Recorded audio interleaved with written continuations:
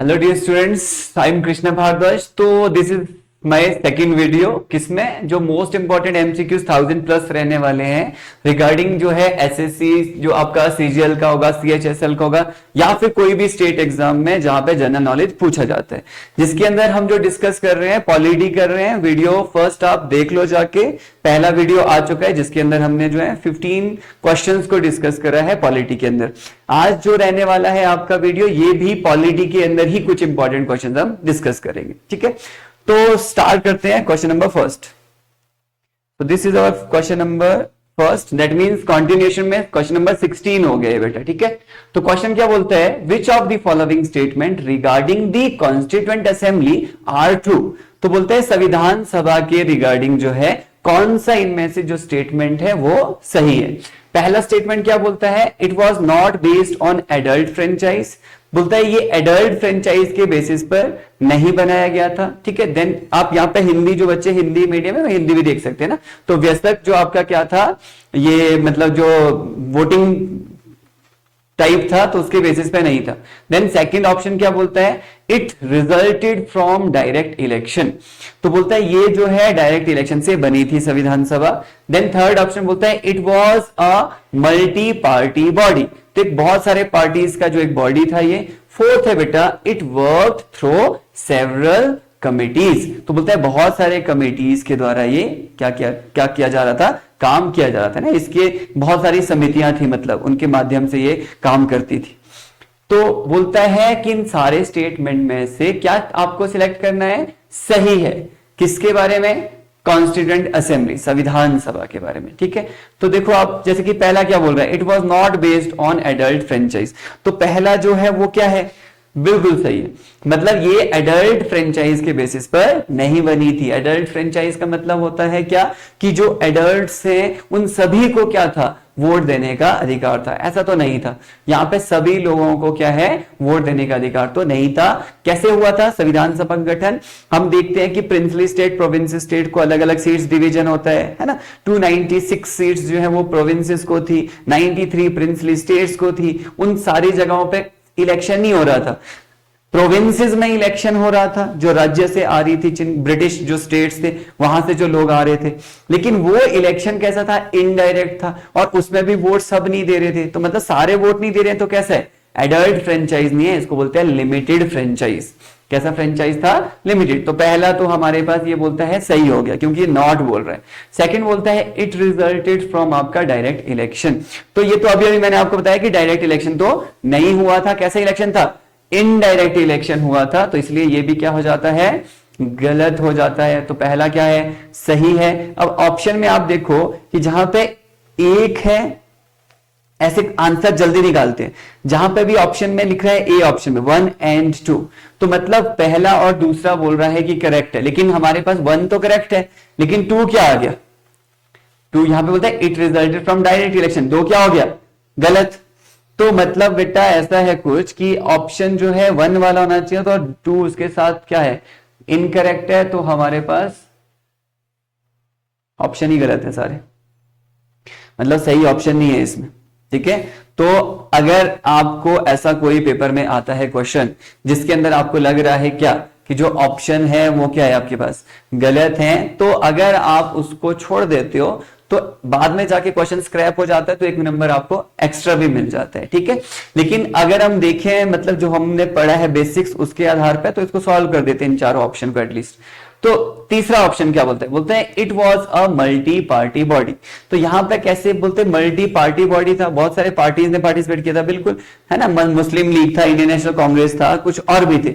तो then fourth क्या बोलता है, it work through several committees. हाँ, क्या कर रहा था, बहुत सारे कमिटीज जो है संविधान सभा के अंदर क्या करती है, काम करती है। ठीक है, तो मतलब ये जो 1 2 3 4 वाला ऑप्शन है ये बना रहा है इसको, लेकिन यहां पे हमारे पास गलत हो गया है क्या, रिजल्ट ऑफ डायरेक्ट इलेक्शन। तो ये रिजल्ट डायरेक्ट इलेक्शन का नहीं था, कैसे का था, इनडायरेक्ट। ऑप्शन क्या होना चाहिए था, सही वाला 1 3 and 4 होना चाहिए था।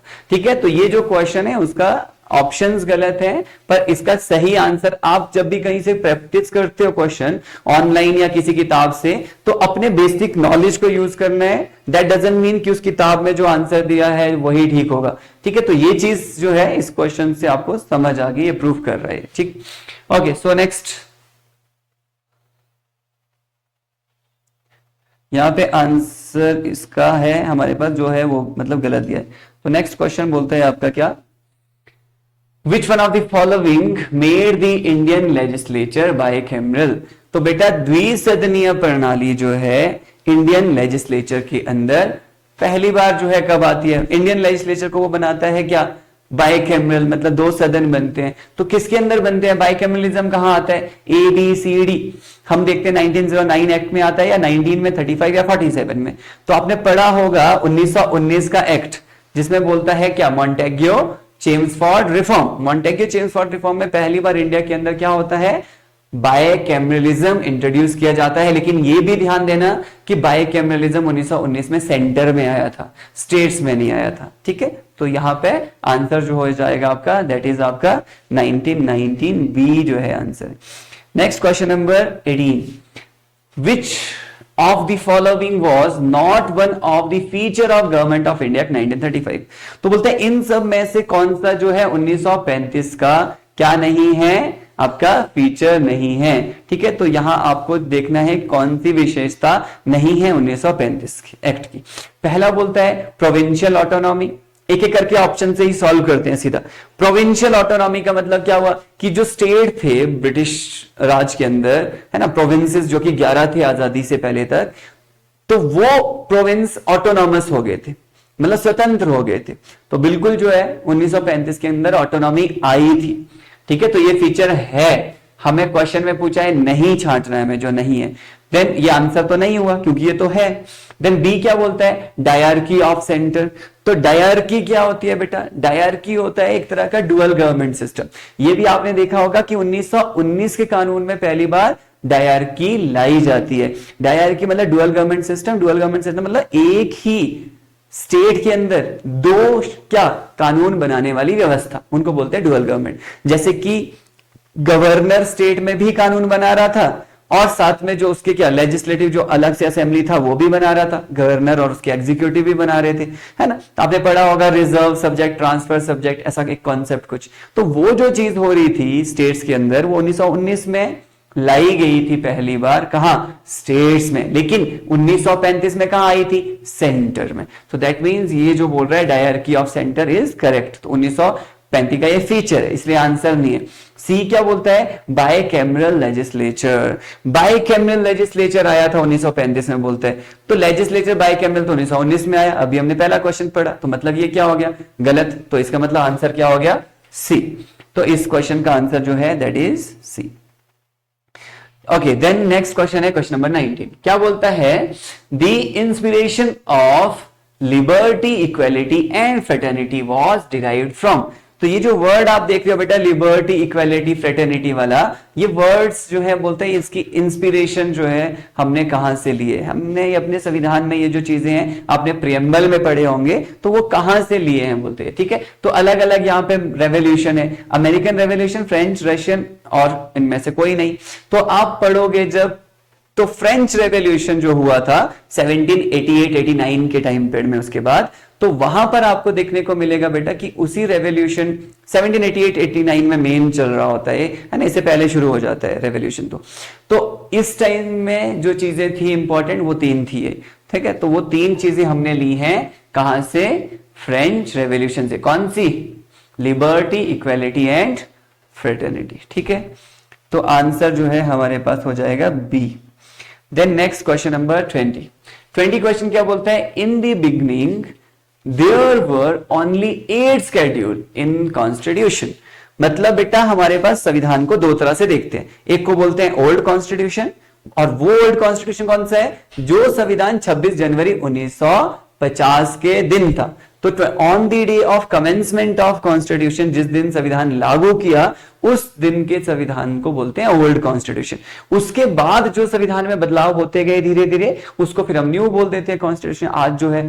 तो यहां पे ये ओल्ड कॉन्स्टिट्यूशन में बोलते हैं 8 शेड्यूल थे, है ना, 8 सूचियां थी। तो यहां पे आप देखोगे कि प्रारंभ में संविधान में केवल क्या थी, 8 अनुसूचियां थी बोलते हैं, लेकिन बाद में इसमें ऐड हुई 4, 9वीं, 10वीं, 11वीं, 12वीं।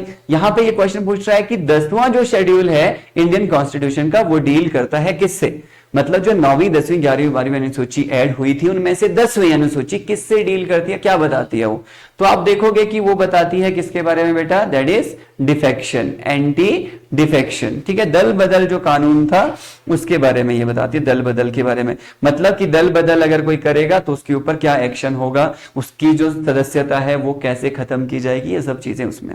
ओके, सो नेक्स्ट क्वेश्चन है हमारे पास 21। तो क्या बोलता है, system of government in India is actually, तो इंडिया के अंदर आपको जो गवर्नमेंट का सिस्टम देखते हो वो बोलता है एक्चुअली कैसा है। ठीक है, तो आपको बताना है कैसा है। तो यहां पे बोलता है यूनिटरी विद फेडरल फीचर है। हिंदी वाले बच्चे ये पढ़ते रहो, ठीक है, और उसको देख के आप अपना आंसर देखते रहो। यूनिटरी विद फेडरल फीचर या क्वासी फेडरल या फेडरल या यूनिटरी। समझाता हूं मैं आपको क्या चीजें। यूनिटरी और फेडरल क्या है, पहले तो यूनिटरी बेटा ऐसी मतलब व्यवस्था होती है सरकार की और किसी गवर्नमेंट की जहां पर आप देखोगे कि जो शक्तियां हैं वो सारी की सारी केंद्र के पास होती हैं, राज्यों की अपनी कोई भी ज्यादा कुछ पावर्स नहीं होती है। फेडरल ऐसा सिस्टम होता है जहां पे जो शक्तियों का विभाजन है वो स्टेट और सेंटर के बीच में देखा जाता है। जैसे अनुसूची 7 जो है वो एक बेस्ट एग्जांपल है किसका, फेडरल सिस्टम का, जहां पे लिस्ट बनी हुई है 1 2 3, जहां पे शक्तियों का विभाजन हुआ है। तो ऐसा भी क्वेश्चन बन सकता है कि जो अनुसूची 7 है वो क्या बताती है, किस नेचर को बताती है सरकार के, तो किसको बताती है, फेडरल नेचर को बताती है। ठीक है, तो यहां पर आप देखोगे तो हमारे पास यूनिटरी विद फेडरल फीचर है, मतलब हमारे पास कुछ ऐसे फीचर हैं जो क्या है, यूनिटरी भी हैं, कुछ ऐसे हैं जो कैसे हैं, फेडरल भी हैं। दूसरा बोलता है क्या है, क्वासी फेडरल है। देन क्वासी फेडरल आप देखोगे कि हमारे संविधान को बोला गया है क्वासी फेडरल।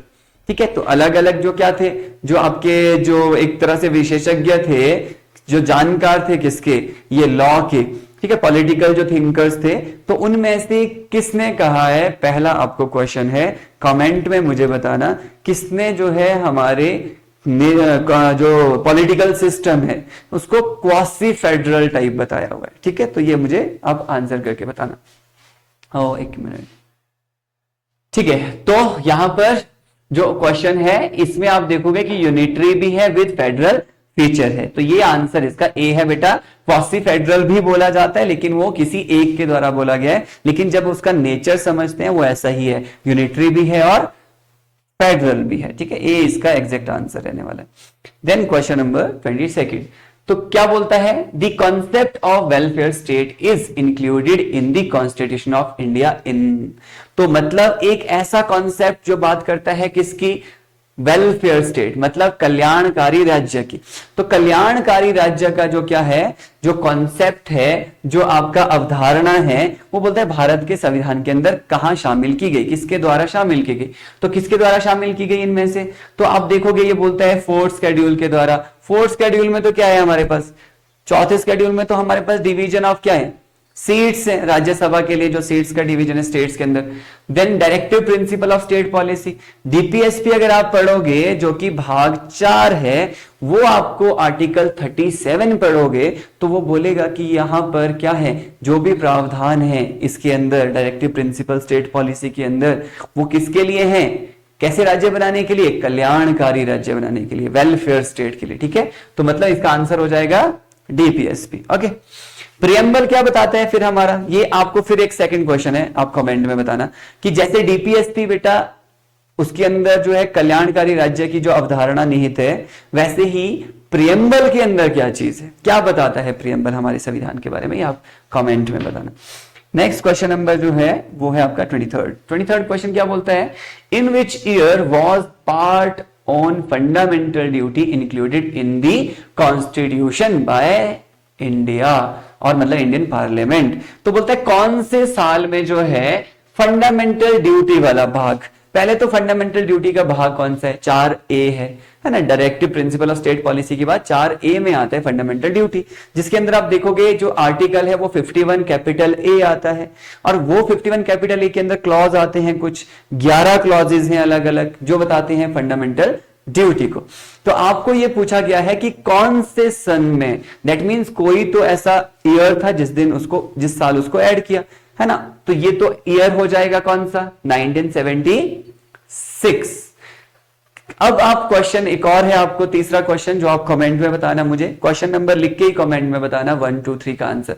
तो थर्ड हो गया ये क्वेश्चन कि ये कौन सा कॉन्स्टिट्यूशनल अमेंडमेंट हुआ था। साल तो हो गया 1976, आपने बताना है कौन सा कॉन्स्टिट्यूशनल अमेंडमेंट था, कौन सा जो है संविधान का संशोधन है, कौन से नंबर का संविधान संशोधन था, ठीक है। एक ये बताना है, एक और बताना है मुझे कि किस कमेटी के कहने पर, किस कमेटी का रिकमेंडेशन था फंडामेंटल ड्यूटीज को इंट्रोड्यूस करने का संविधान के अंदर, ये भी बताना। क्वेश्चन नंबर 4 हो गए। 4 क्वेश्चन आपने मुझे अभी तक जो है कमेंट में बताने लिखे।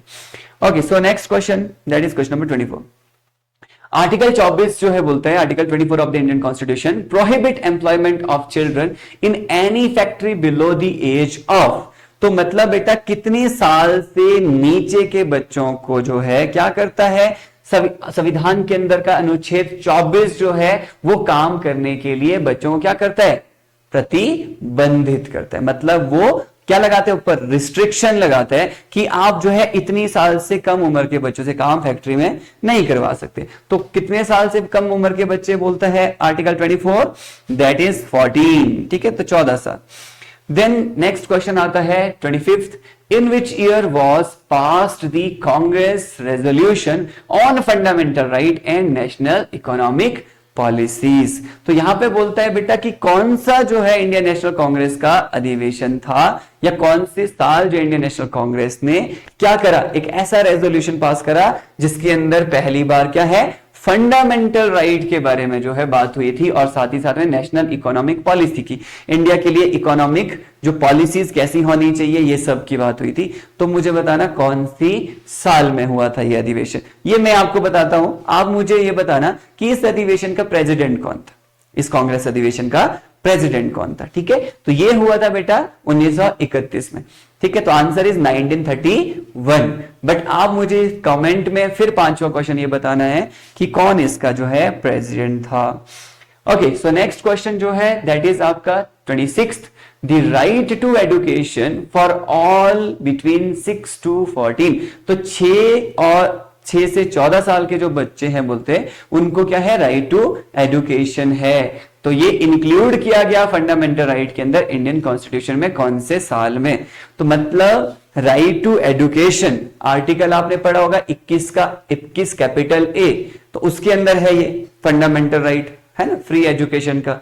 तो वो 6 से 14 साल के बच्चों को जो दी जाती है और दी जाती है और दी जानी चाहिए, किसके द्वारा, स्टेट के द्वारा। तो वो कौन से साल में जो है यहाँ पे ऐड हुआ था, तो आपको ये बताना है इस क्वेश्चन में। तो इस क्वेश्चन का जो आंसर है वो हो जाएगा 2002। 2002 में जो है बेटा ये चीज ऐड हुई थी। देन नेक्स्ट क्वेश्चन जो आपको कमेंट में आंसर देना है वो ये है कि ये संविधान संशोधन कौन सा था, क्योंकि संविधान में ऐड हुआ तो संशोधन हुआ होगा। कौन सा नंबर का संविधान संशोधन, जैसे मैंने पीछे पूछा था 1976, वो भी आपको संविधान संशोधन बताना है, ये भी कौन सा संविधान संशोधन हुआ था, ठीक है। ये हो गया आपका 6ठा कोई क्वेश्चन है यूट्यूब में, आपको कमेंट में बताना है। ओके, नेक्स्ट जो है question that is which of the following is not included in the fundamental right of the constitution। मतलब इन निम्नलिखित में से बोलता है कौन सा संविधान के मौलिक अधिकारों में से शामिल नहीं है। इनमें से कौन नहीं है मौलिक अधिकार हमारा, तो हमारे पास पता है आपको कि मौलिक अधिकार आता है भाग 3 में, जिसमें अनुच्छेद आते हैं 12 से लेकर कितना 35 तक, जिसमें से कि 6 तरह के अलग अलग कैटेगरीज है मौलिक अधिकार की, है ना। तो वहां पे वो बोलता है कि इनमें से कौन सा मौलिक अधिकार नहीं है। राइट अगेंस्ट एक्सप्लॉइटेशन है, बिल्कुल है। एक्सप्लॉइटेशन के अगेंस्ट के जो मौलिक अधिकार है आप कमेंट में बताओ कहां से कहां तक आते हैं आर्टिकल। ये अगला क्वेश्चन हो गया। एक्सप्लॉइटेशन के विरुद्ध जो क्या है आपको अधिकार है वो कौन से आर्टिकल में आते हैं, ठीक है। देन ये तो है। देन नेक्स्ट बोलता है right to adequate means of livelihood. Then बोलता है राइट टू इक्वालिटी, ये तो आर्टिकल 14 है। देन बोलता है राइट टू फ्रीडम, ये तो आर्टिकल 19 है। फ्रीडम वाले मतलब शुरू हो जाते हैं कहां से, 19 से, 19, 20, 21, 22। तो हमारे पास बेटा ये जो लिख रहा है ना right to adequate mean of livelihood, ये हमारे पास डीपीएसपी में है, ठीक है। अब आप फिर एक और क्वेश्चन है कि कौन सा आर्टिकल है डीपीएसपी में जो ये फंडामेंटल राइट नहीं है, लेकिन क्या है, ये डायरेक्टिव प्रिंसिपल है। आपने मुझे आर्टिकल बताना है कि right to adequate mean of livelihood कौन सा आर्टिकल है, कौन सा अनुच्छेद है। ओके, सो नेक्स्ट क्वेश्चन जो है that is 28th। Freedom of speech is, freedom of speech क्या है बोलता है। तो फ्रीडम ऑफ स्पीच इनमें से क्या है, इन सब में से फ्रीडम ऑफ स्पीच क्या है, फंडामेंटल राइट। ठीक है, तो फंडामेंटल राइट है ना, freedom of speech and expression, article 19 का क्लॉज 1 का सब क्लॉज ए, तो वहां हम पढ़ते हैं इसको freedom of speech and expression को। ठीक है, ये फंडामेंटल राइट है बेटा, मौलिक अधिकार है। Then next question that is question number 29। क्या बोलता है, in whose report the idea of a federation of state was first proposed। बोलता है पहली बार किसकी रिपोर्ट में इस तरह का जो आइडिया था, किस तरह का, कौन से वाला आइडिया बोलता है, दैट इज फेडरेशन। किसका आइडिया, फेडरेशन। तो ये फेडरेशन का, राज्यों के संघ का, मतलब राज्यों का क्या होना चाहिए, एक इकट्ठा ग्रुप संघ होना चाहिए। ये आइडिया किसकी रिपोर्ट में पहली बार आया था इंडिया के अंदर, यस इन सब में से। ठीक है, so answer is Motilal Nehru. देन आप मुझे अब कमेंट में फिर एक और क्वेश्चन है आपके लिए कि नेहरू रिपोर्ट जिसके अंदर ये आइडिया था वो कौन से सन में आया था, है ना, ईयर बताना है नेहरू रिपोर्ट का मुझे। Okay, then next and last question of this video that is question number 30। The preamble to the constitution declares India as. तो भारत का जो आपका संविधान है उसके अंदर जो प्रियम्बल है तो वो बोलता है क्या, कि जो कॉन्स्टिट्यूशन को क्या डिक्लेयर करता है। ठीक है, तो संविधान की प्रस्तावना भारत को घोषित करती है क्या, तो क्या बनाने की घोषणा करती है वो, sovereign socialist secular democratic Republic, या फिर फेडरल डेमोक्रेटिक रिपब्लिक, या फिर सॉवरेन डेमोक्रेटिक रिपब्लिक, या फिर सोशलिस्ट डेमोक्रेटिक रिपब्लिक। तो बेटा दो चीजें देखो, प्रियम्बल में जो चीज आज है न्यू कॉन्स्टिट्यूशन, तो वहां आप देखोगे कि हमारे पास जो ऑप्शन ए बोल रहा है, जिसमें बोल रहा है वो sovereign socialist secular democratic Republic, ये बात कह रहा है। लेकिन जब आप देखोगे ओल्ड कॉन्स्टिट्यूशन तो उसके अंदर ये 5 वर्ड्स नहीं थे, 3 ही थे। कौन से 2 नहीं थे, तो ये नहीं थे, सोशलिस्ट और सेक्युलर। तो अगर आपको ऐसा पूछा जाए कि ओल्ड कॉन्स्टिट्यूशन में क्या थे, तब तो आपको याद रखना है कि सॉवरेन था, डेमोक्रेटिक था, रिपब्लिक था। अगर आपको पूछा जाए कि न्यू कॉन्स्टिट्यूशन में, तो ये 5 जो हो गए। अब मुझे आपने एक आंसर देना है लास्ट इस क्वेश्चन के अंदर, वो है कि कौन से संविधान संशोधन में प्रियम्बल के अंदर जो है इन वर्ड्स को डाला गया था। ठीक है, तो दैट्स इट। तो ये हमारा दूसरा जो है मोस्ट इंपॉर्टेंट 1000 प्लस एमसीक्यूज का जो है सेशन था, जिसके अंदर हमने पॉलिटी के सेकंड जो है कुछ इंपॉर्टेंट क्वेश्चंस देखे। अभी हम 1-2 और क्लासेस जो है पॉलिटी पे ही लाने वाले हैं। आफ्टर दैट फिर हम जो है दूसरे सब्जेक्ट पे मूव करेंगे। ठीक है, थैंक यू। आप जरूर जो है कमेंट बॉक्स में जो क्वेश्चन पूछे गए हैं उसका आंसर दीजिएगा। Okay, thank you.